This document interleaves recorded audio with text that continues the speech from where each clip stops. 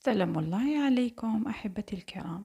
كما كنتم تشوفوا اليوم جبت لكم وصفة تاع جي تاع مشماش. مادام رانا في الموسم تاع المشماش، جبت المشماش تاعي، نقيته بيان، نحيتلو العلفة كيلو، وعندي كاس تاع سكر وليترة تاع الماء. نحطو المشماش تاعنا هذاك في الليترة تاع الماء مع الكاس تاع السكر، نخلطوه شوية ونحطوه فوق النار حتى يغلي لنا كما راكم تشوفوا. بعد ما يغلي لنا وتحسوا المشمش تاعكم طاب، تدخلي الموس تاعك تصيبيه طاب، تما نطفيو عليه. المده اللي داها لي انايا دالي واحد 4 ساعة، من 4 ساعة الى 20 دقيقة. بهذا الشكل تدخلي الموس تاعك تصيبي المشمش صاي تاعك صاي طاب، طفي عليه كيما هنايا. طاب لي خلاص،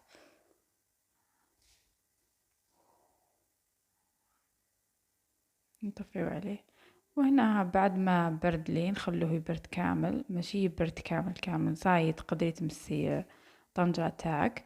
نجيبو علبة تاع ياغورت، ذوق فاني ولا مشماش، من الاحسن انه يكون مشماش. اذا ما صبتيش تجيبي فاني، والميكسيو الا عندك ميكسور بغا ميكسور ميكسيه بالبغا ميكسور، الا عندك طاس تاع جو من الاحسن. ونتحصلوا على هذا القوام، شوفوا كيفاش يجي خاطر.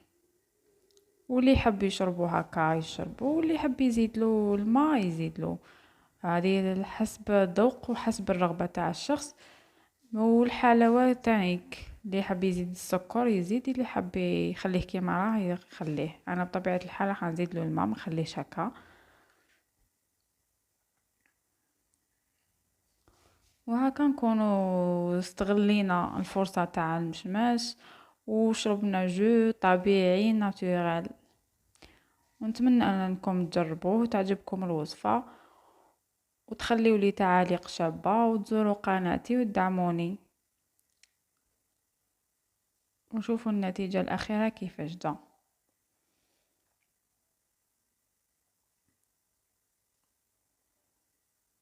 نتمنى تعجبكم الوصفة. شوف، أحسن متاع المحلات، وحاجة خدمتيها بيديك وطبيعية. سلام البنات، نلقاو في فيديو آخر إن شاء الله.